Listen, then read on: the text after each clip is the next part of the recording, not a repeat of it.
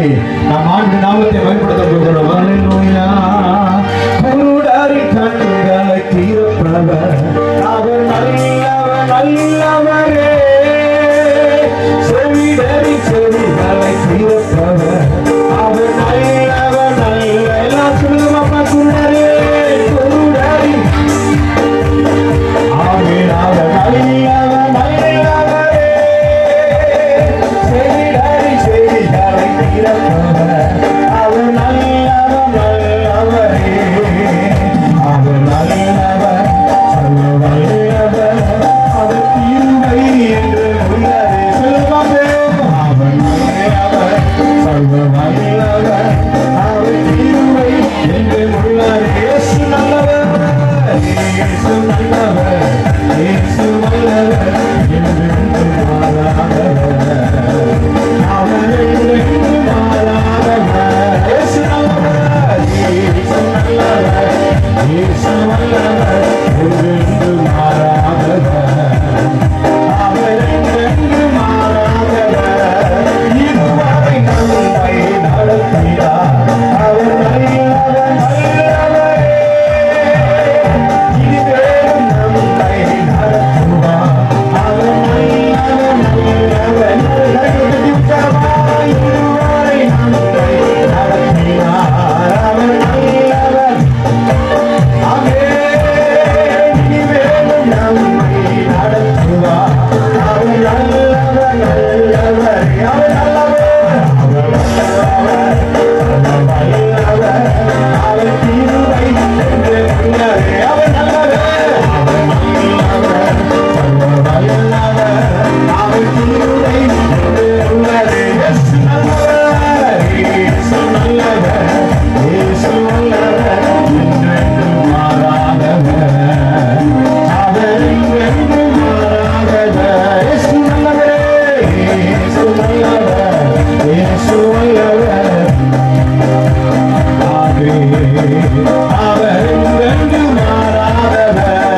உச்சியிலே வல்லமையை இந்த நாளிலே எங்கள் மேலே. உச்சியிலே மகிமையை இந்த நாளில் எங்கள் மீது வல்லமையோடு. வல்லமை வல்லமை தாருமே.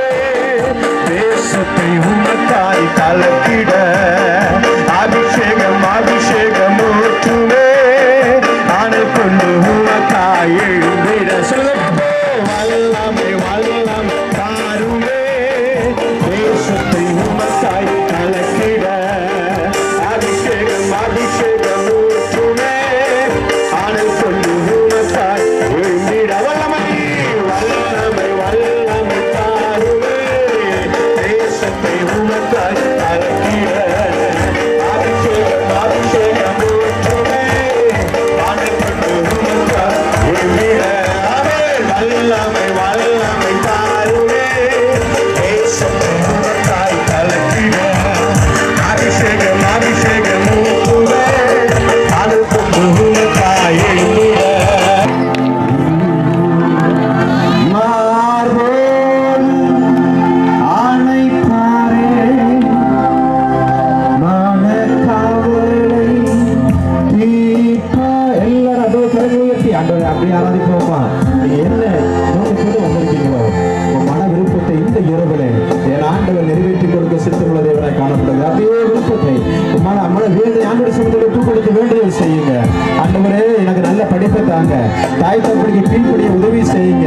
அப்படின்னா சிறு பிள்ளைகளை ஆயசப்பட கேளுங்க. அல்லேலூயா. மார்போடு அணைப்பாரே. மனக்கவலை தீர்ப்பாரே. மார்போடு அணைப்பாரே. மனக்கவலை தீர்ப்பாரே.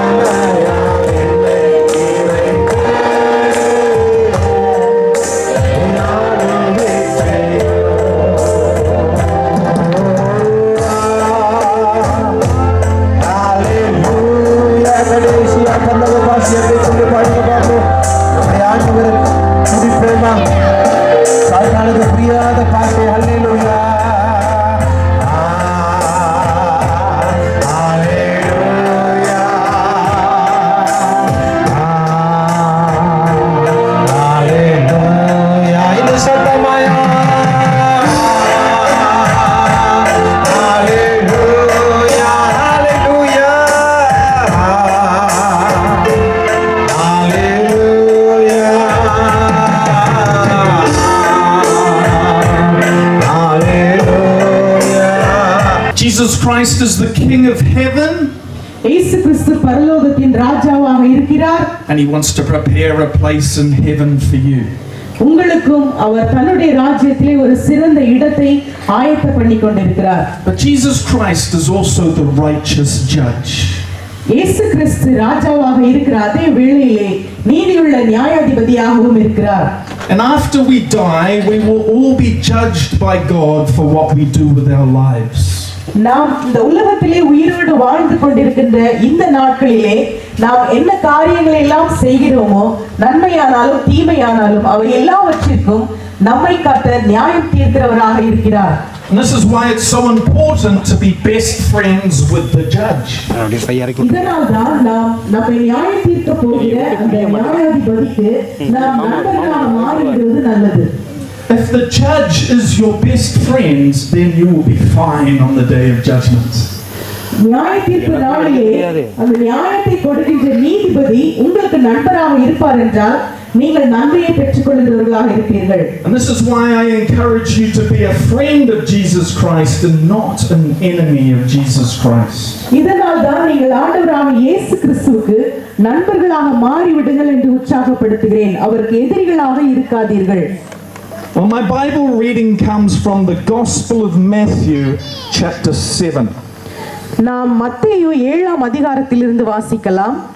Matthew chapter 7 verses 13 and 14. 13 14 இடுக்கமான வாசல் வழியாய் உட்பிரவேசியுங்கள். கேட்டுக்கு போகிற வாசல் விரிவும் வழி விசாலமுமாய் இருக்கிறது. அதின் வழியாய் பிரவேசிக்கிறவர்கள் அநேகர். ஜீவனுக்கு போகிற வாசல் இடுக்கமும் வழி நெருக்கமுமாய் இருக்கிறது. அதை கண்டுபிடிக்கிறவர்கள் சிலர். Here we see there are two different paths or roads. இந்த வசனத்திலே நாம் இரண்டு விதமான வழிகளை பார்க்கிறோம். There is the right path and there is the wrong path. ஒரு பாதை சரியானது, மற்றொரு பாதை தவறான பாதை. And that's why we have to make sure that every person is on the right path. நாம் ஒவ்வொருவரும் நாம் சரியான பாதையில் செல்கிறோமா என்று நம்மை சீர்தூக்கி பார்த்து கொள்ள வேண்டும். Now to enter the right path, we are told that there is a very narrow gate. அந்த சரியான பாதைக்குள் செல்வதற்கு ஒரு வாசல் இருக்கிறது. அந்த வாசல் மிக குறுகிய வாசலாக இருக்கிறது. And Jesus said, I am the gate, whoever enters through me will be saved. இயேசு கிறிஸ்து சொல்லுகிறார், நானே வாசலாக இருக்கிறேன், என் வழியாக உள்ளே பிரவேசிக்கிறவர்கள் ஜீவனை கண்டு கொள்ளுவார்கள். And that is the road that leads to eternal life. இயேசு கிறிஸ்து தான் நித்திய ஜீவனுக்காக கொண்டு செல்லும் சரியான பாதையாக இருக்கிறார். But we are also warned about this path that leads to destruction. அழிவிற்கு நேராக செல்லுகிற பாதையை குறித்து நாம் அறிந்திருக்க வேண்டியது அவசியம். And unfortunately, so many people are still on the wrong path. துரதிர்ஷ்டவசமாக சில மக்கள் அந்த அழிவின் பாதையிலே சென்று கொண்டிருக்கிறார்கள். That's why we have to teach people how to walk on this true path, the straight and narrow path to heaven. எனவேதான் இதை அறியாமல் இருக்கிற ஜனங்களுக்கு பரலோகத்திற்கு நேரான வாசல் இடுக்கமான வாசலாய் இருக்கிறது.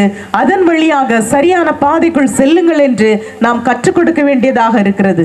The Bible warns us that on the day of judgment we will be judged by our own words. நியாய தீர்ப்பின் நாளிலே நாம் அனைவருமே நியாயம் தீர்க்கப்பட போகிறோம். எதற்காகவென்றால் இந்த பூமியிலே நாம் உயிரோடு வாழும்போது நாம் செய்கின்ற எல்லா காரியங்களுக்காகவுமே. You can be saved or condemned by your own words. நீங்கள் சொல்லுகின்ற ஒவ்வொரு வார்த்தைகளும் அங்கு உங்களுக்கு தண்டனை கொடுப்பதாகவோ நன்மை கொடுப்பதாகவோ அமைகின்றன. முன்னால வந்து ஜெபிக்கலாம். கர்த்தருக்கு ஸ்தோத்திரம். ஜெபம் பண்ணுகிற பிள்ளைகள் வாருங்க, ஜெபிக்கலாம் வாங்க.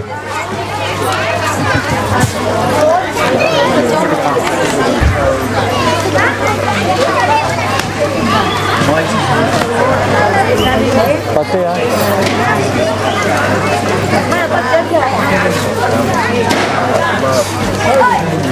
எப்படி சொல்ல எல்லாம் கிழக்கு நீ எடு.